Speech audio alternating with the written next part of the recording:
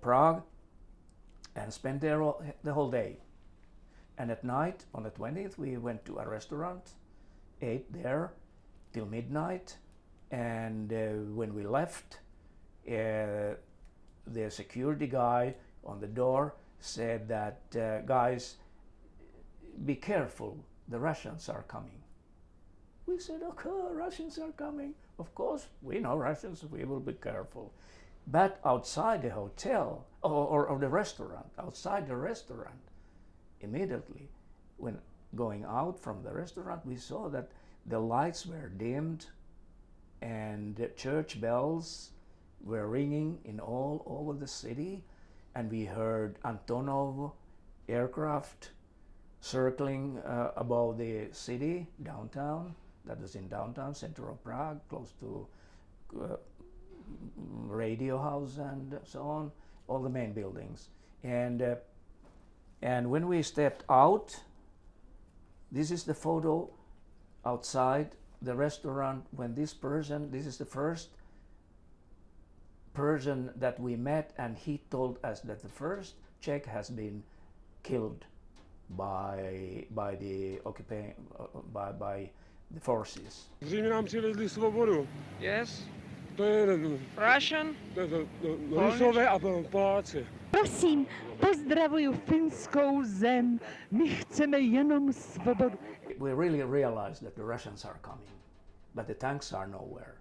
So we take a taxi to our camping area, campsite, and there is our Volkswagen Beetle, our civilian military vehicle, semi-military vehicle, and our cameras, magnetophones, everything. So we took the car, and we were back in the center of the town, city, maybe at between 1 and 2 o'clock in the morning on the 21st of 8. And we took our equipment, which was one film camera, one 8mm movie camera without voice. It was just a movie camera, just film, plain film, and a magnetophone, tape recorder, portable Sony. And it took didn't take long until we met the first tanks entering the city. We were not a professional group. We just wanted spontaneously to listen to their opinion and feelings. And we also wanted to know what the hell is happening. The cameras were a little bit bulky, so people could see us using them. And we noticed that the soldiers are not very happy about that. And I had this tape recorder on my elbow here, and it was of this size, and people see, and I had a microphone. So we looked like a professional media team, TV or radio teams. So when we saw the military being a little bit nervous, so we decided to take their film camera, so that we were 3 guys, one of us lifted the elbow, the second went with camera under the elbow and took the photo. So this is how we walked, and one was shooting all the time, running the camera under the elbow. That's why it's a little very, very shaky, the photos shaking and all the time. But anyway, it worked. We have part of our movie is black and white. When the occupation happened, we noticed that we are consuming our film faster than we had calculated. But all the shops were closed, photo shops. So what we did, we told about our problem to some people on the street. They said, why don't you take movie? We said, we don't have film anymore. So we got 4 cassettes, I remember, black and white films by the Czechs. And that's why the later part of our film is black and white, because we are using the film that were donated by the Czech people on the street during the occupation's first hours. On our way to that border station, so there were a lot of Czech people on the streets, not a lot, but maybe 5, 6 separate groups on our way from Prague to the Austrian border. And they had letters written ready and but no stamps, of course, but they had letters addressed to people, and they stopped our car, gave us the letters and asked us to mail the letters when we are in the West. So we did. We bought stamps and mailed them. They said, "Oh, go all over the world, tell all over the world what is happening here." Yeah. It was like in a movie film.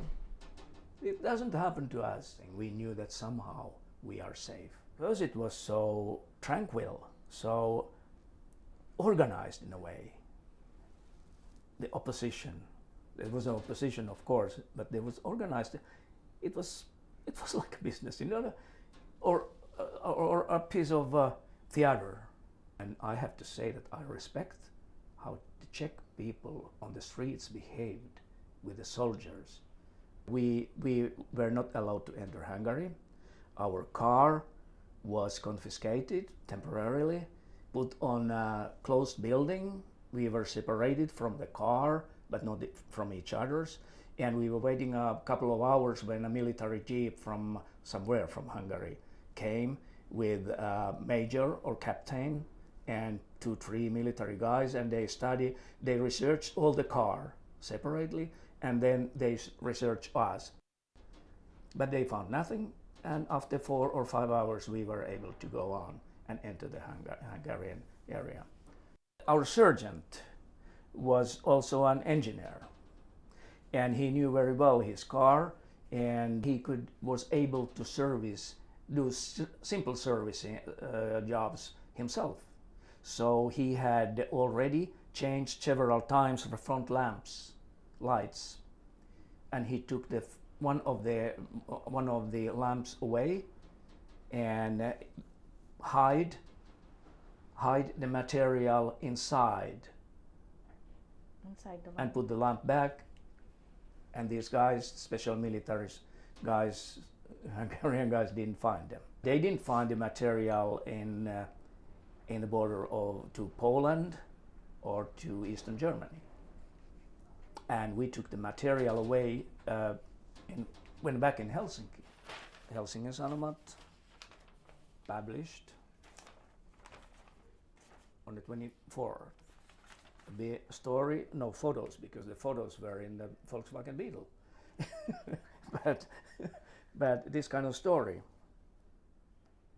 of 3 young men that have escaped from Czechoslovakia and now after occupation are in Vienna, and they said that the atmosphere was so chilling that they will never forget it. My father was politically involved at that time, and one of the ministers in the government had read this story, of course. So this minister told my father that your son doesn't publish anything. My father became furious. You don't publish anything. No, take it easy. It was a very, very good reminder for us that life is not only a fun thing, and things can happen very suddenly. And what Romans say, carpe diem, enjoy the moment, enjoy this day you have, you might not have another one.